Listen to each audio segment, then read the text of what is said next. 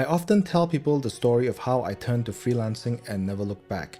It's a good story. It has all the right elements like risk, reward, and of course, the satisfaction of walking a different path.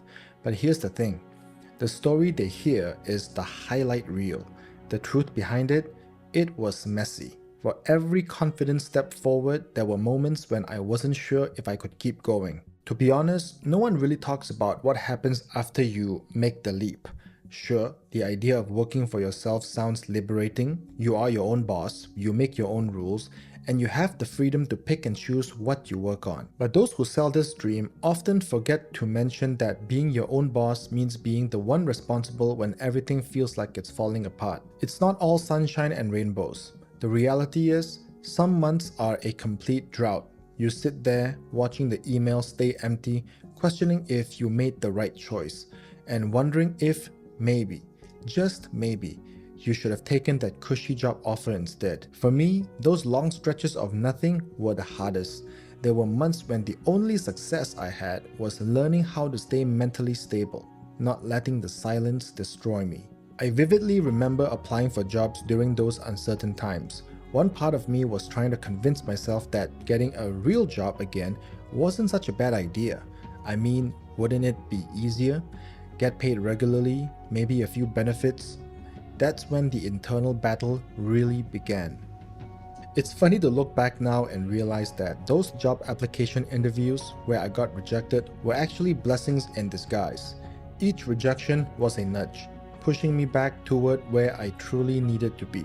I'd feel that sinking disappointment when the rejection email came in, but then, with a strange sense of relief, I'd realize maybe I'm not meant to go back after all. There was always this whisper telling me to stick it out just a little longer. And it's that voice, not the external circumstances, that ultimately guided me. I'd be lying if I said I never wanted to quit during those tough times. But here's the thing. Uncertainty breeds creativity. It forces you to dig deeper and find new ways to survive.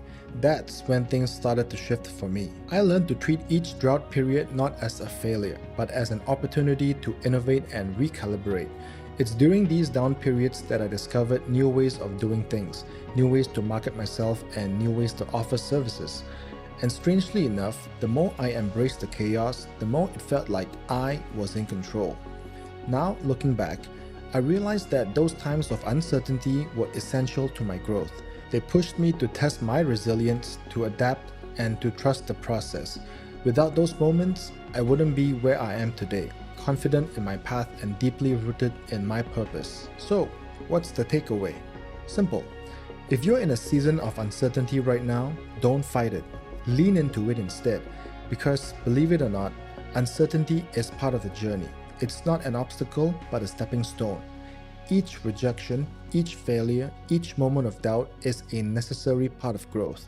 Next time when you find yourself questioning everything, just remember, things always make sense in hindsight. And when you're looking back, you might just be grateful for the times when life didn't go as planned.